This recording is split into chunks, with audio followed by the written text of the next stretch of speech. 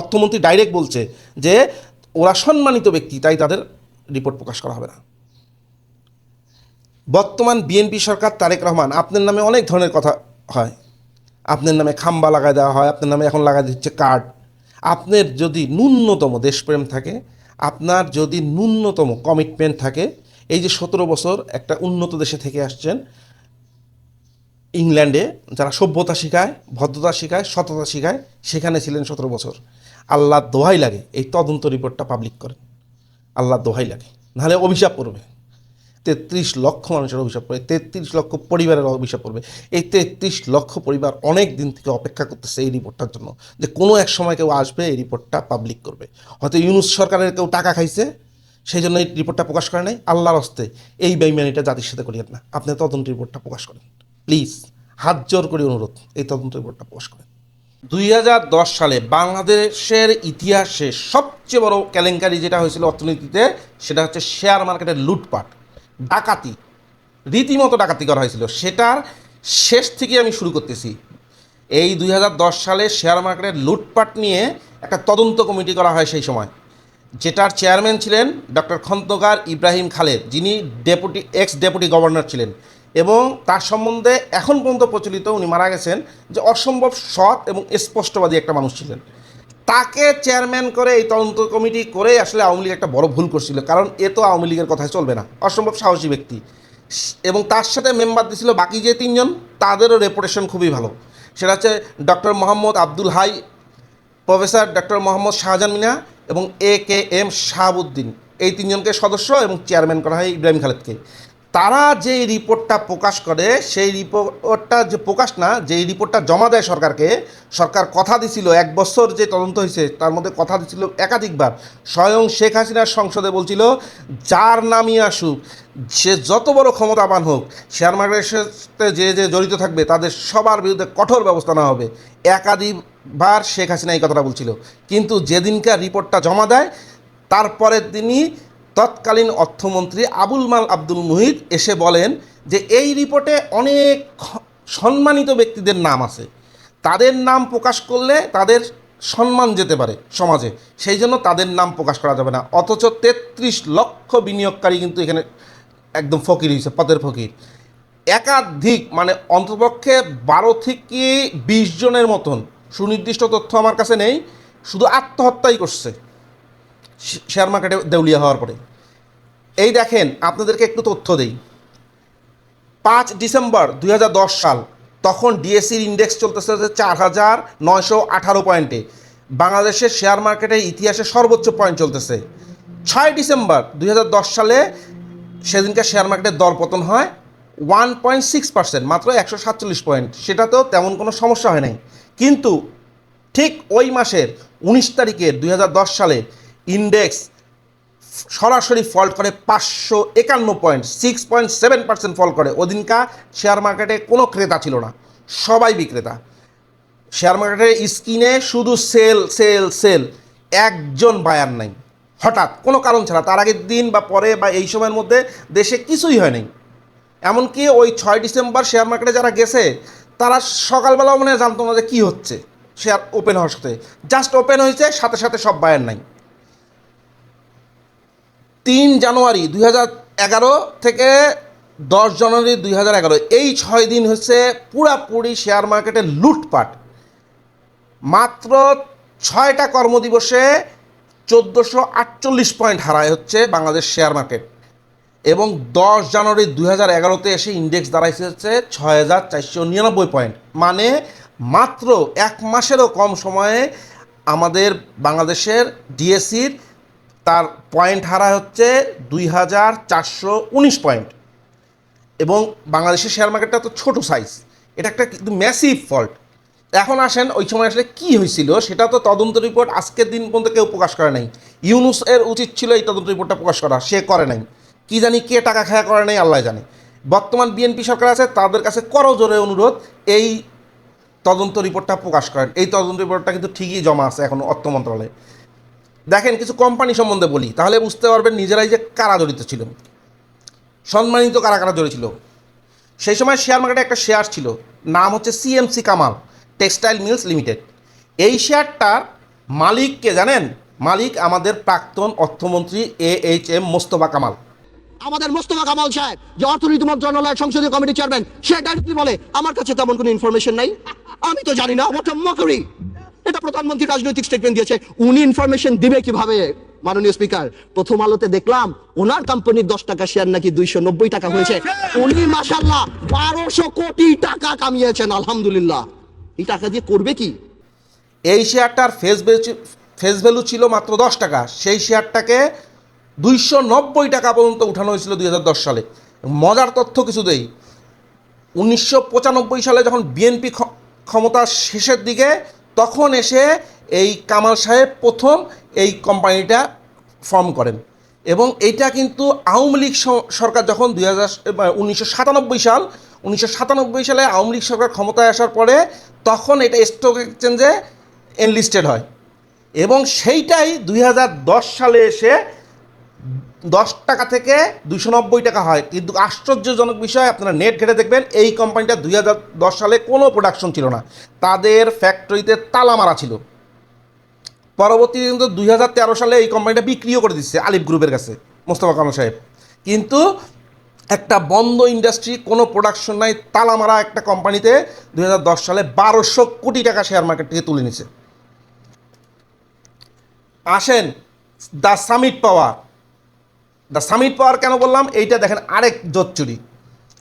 এরা 2007 সালে সে ঘোষণা দিল, 29 সেপ্টেম্বর 2007 সালে ঘোষণা দিল তাদের পুঁজির দরকার, তারা রাইট শেয়ারের জন্য ডিক্লারেশন দিল। রাইট শেয়ারের পরিমাণ কি? 100টা শেয়ারের মধ্যে 80টা শেয়ার রাইট দেওয়া হবে, যার কাছে 100টা থাকবে রেকর্ড ডেতে তাকে আরও 80টা রাইট শেয়ার দেওয়া হবে। এবং এই রাইট শেয়ারে হচ্ছে ফেস ভ্যালু ছিল 10 টাকা মাত্র, সেটার সাথে অ্যাড করে দিল হচ্ছে 35 টাকা।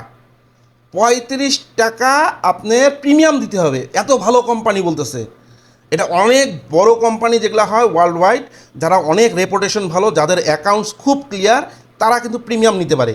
প্রিমিয়াম নেয় হচ্ছে সুনামের কারণে একটা প্রিমিয়াম পায়। এরা 10 টাকার ফেস ভ্যালু শেয়ারের সাথে আরও 35 টাকা প্রিমিয়াম যোগ করে 45 টাকা করলো। দেখেন এই ডিক্লারেশনের নিউজ কিন্তু সামিট পাওয়ারের দ্য ডেইলি স্টারেও ছিল সেই সময়, 29 সেপ্টেম্বর 2007 সাল, তারিখটা দেখে নেন। কিন্তু শেয়ার মার্কেটে কিছু নিয়ম আছে, সেটা হচ্ছে যখন কোনো কোম্পানি রাইট শেয়ারের জন্য ডিক্লারেশন দিবে তখন ওই কোম্পানির ভেতরের বিষয়গুলো তদন্ত করে বিএসইসি। তৎকালীন বিএসইসি সেই সময় তদন্ত করে রিপোর্ট দেয় যে এই কোম্পানিটা কোনো ধরনের অ্যাকাউন্টসের কোনো কিছু নিয়ম মানে না। এবং তারা যেসব অ্যাকাউন্টের কাগজপত্র দিয়েছিল ডিএসইকে, তার মধ্যে অনেকগুলোর মধ্যে ফেক কাগজ পাওয়া যায়। এবং তারা যেসব সম্পদের বিবরণী দিচ্ছিল ফিক্সড অ্যাসেট রিহ্যাবিলিটেশনের, সেটার মধ্যেও অনেক গোরঝালাই পাওয়া যায়। এবং এর মধ্যে যে হাই প্রিমিয়াম চাইছে সেটা কোনোভাবেই জাস্টিফিকেশন না এরকম একটা খারাপ কোম্পানির ক্ষেত্রে, কারণ তাদের অ্যাকাউন্টসের মধ্যে 2 নম্বরই, তাদের যে অ্যাসেটের কাগজপত্র দিচ্ছে সেখানেও 2 নম্বরই পায়। এইটা কিন্তু রাইট শেয়ারটা ক্যান্সেল করে দেয়। মজার বিষয় কি জানেন? সেই সময় কিন্তু বাংলাদেশ ব্যাংকও এই রাইট শেয়ারের এগনেস্টে একটা রিপোর্ট দেয়, কারণ বাংলাদেশ ব্যাংকও কিন্তু ওই সময় সিআইবি রিপোর্ট ঠিক থাকা লাগে, যে কোম্পানির মালিক এবং ডাইরেক্টর মানে পরিচালকরা আছে তাদের কিন্তু সিআইবি রিপোর্ট লাগে। সিআইবি রিপোর্টটা কি?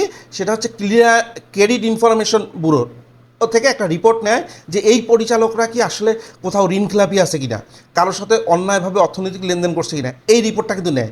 সেইখানে পাওয়া যায় কি জানেন? সামিট পাওয়ার যে সুনামের কারণে 35 টাকা প্রিমিয়াম চাচ্ছে, এই কোম্পানির অবস্থা সেটা হচ্ছে সেই কোম্পানির মালিকের ক্রেডিট কার্ডের টাকা ঋণখেলাপি হয়ে আছে।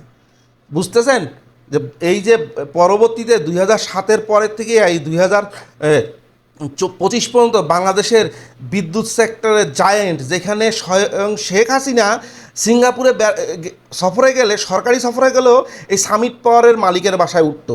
আপনারা ইউটিউবে যা দেখেন সিঙ্গাপুরে শেখ হাসিনা কার বাসায় উঠছে খুঁজে পাবেন। এই লোককে কী পরিমাণে 2 নম্বরই করতে দিচ্ছে দেখছেন। এখন আসেন বেক্সিমকো গ্রুপ সম্বন্ধে। এই গ্রুপটা সম্বন্ধে কি বলবো? মহান সালমান এফ রহমান এই 2010 সালে যার নামই হয়ে গেছিল দরবেশ বাবা। এই দরবেশ বাবা সম্বন্ধে যদি আপনাদেরকে এখন বলতে যাই, বিশ্বাস করেন শুধু 2008-9 সালে এই লোক সম্বন্ধে বলতে গেলে আপনি সারাদিন চলে যাবে, শুধু একটু ধারণা দিতে গেলেই। শুধু একটুক বলি, এই লোকের বেক্সিমকোর সালমান এফ রহমান 2006-07 সরাসরি প্রেস কনফারেন্স করে নিজেকে দেউলিয়া ঘোষণা করছিল। নিজেকে সম্পূর্ণ দেউলিয়া ঘোষণা করা এই লোকটা 2009 সালে এসে সে দেখাচ্ছে তার কোম্পানির সে 40,000 কোটি টাকার মতন মালিক। মানে স্পিকার, কোনো দেশের অর্থনীতি অনেকখানি ডিপেন্ড করে তার মিডল ক্লাস ফ্যামিলির উপরে, কত স্ট্রং তার middle class economy, middle class family দাঁড়ায়। স্লোলি বাট শিওরলি আমরা সেদিকে যাচ্ছিলাম, কিন্তু কোথা থেকে ঠিক 96-এর মতো এক দরবেশ এসে হাজির হলো। মানে স্পিকার, এটাকে আইসোলেটেডলি করে দেখলে হবে না।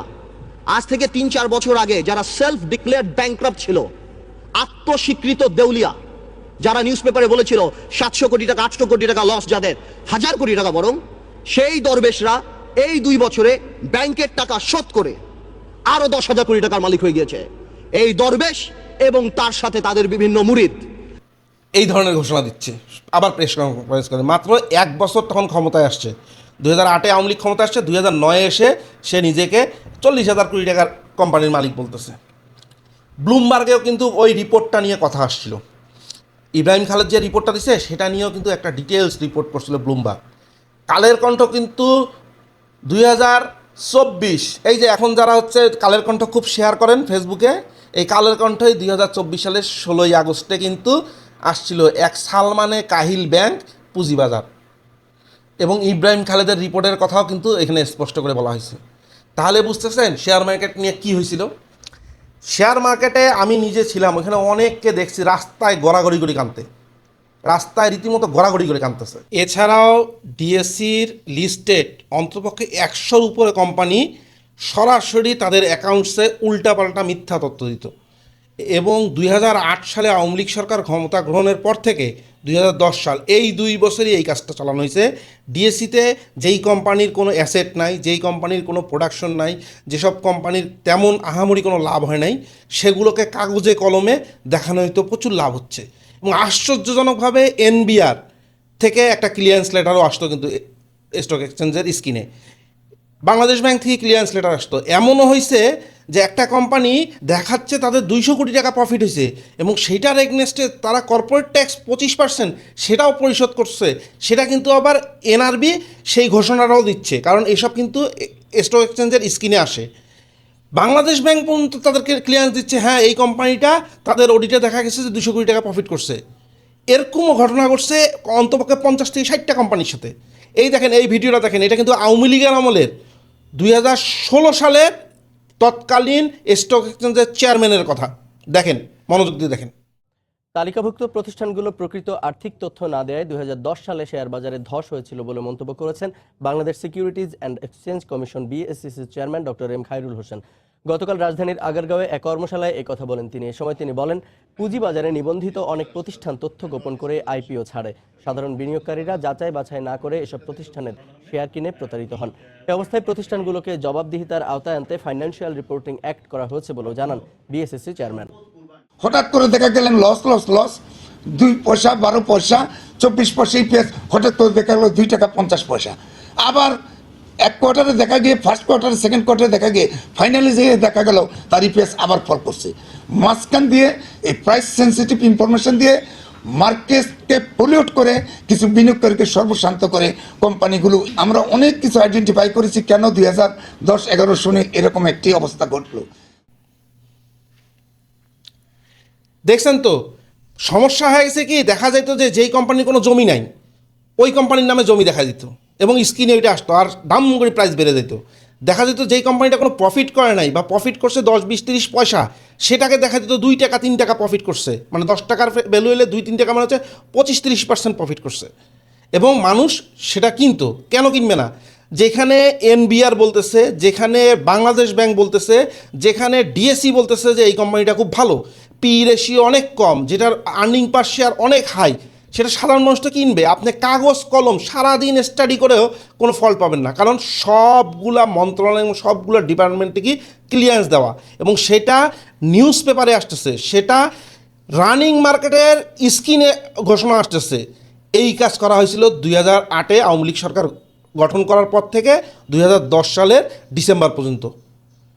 এবং প্রাইভেট ব্যাঙ্কগুলোর যত আমানতকারী আছে তাদের টাকা একটা সিঙ্গেল এক্সপোজার লিমিট আছে 25% ছিল, সেটা মনে করেন সম্পূর্ণ টাকা প্রাইভেট ব্যাঙ্কগুলোর হচ্ছে শেয়ার মার্কেটে পুশ করা হয়েছিল, যাতে ওখানে আর্টিফিশিয়ালি একটা ক্রাইসিস তৈরি করা যায় শেয়ারের। দেখা গেছে যে অনেক ডিরেক্টর, এই 50-60টা বা 100টা কোম্পানির ডিরেক্টর, কোনো ডিরেক্টরের শেয়ার নাই, তারা এই হাই প্রাইসে, এই কামাল সাহেব তার সব শেয়ার বিক্রি করে দিয়েছিল হচ্ছে এই 2010 সালে। এই 10 টাকার শেয়ার 290 টাকায় যখন উঠছে, কামাল সাহেব তার মেয়ের, তার পরিবারের প্রত্যেকটা সদস্যের শেয়ার বিক্রি করে দিয়েছিল, কিন্তু কোনো ঘোষণা ছাড়া, কোনো ধরনের ঘোষণা ছাড়া। তাদের মালিকানা ছিল কাগজে কলমে সব, কিন্তু শেয়ারগুলো বিক্রি করে দিয়েছিল মার্কেটে। পরবর্তীতে কিন্তু এই তদন্তগুলো আসছে, এবং শেখ হাসিনা কিন্তু বলছিল যে এটা তদন্ত রিপোর্ট যখন প্রকাশ হবে তখন তিনি এটা প্রকাশ করবেন সমাজে, সে যত বড় শক্তিশালী হোক, নিজের দলের লোক হোক, তবুও তিনি তার বিচার করবেন, এই ঘোষণা দিচ্ছে। আর যেদিনকাই তদন্ত রিপোর্টটা আসে, আপনাকে তো বললাম দেখিয়েন, তখন বলে যে না, অনেক সম্মানিত ব্যক্তি, মানে এই যে সম্মানিত ব্যক্তি, আত্মীয় স্বজন, এই যে সালমান এফ রহমান, আজিজ খান, তারপর হচ্ছে কামাল সাহেব, এদের নাম চলে আসবে।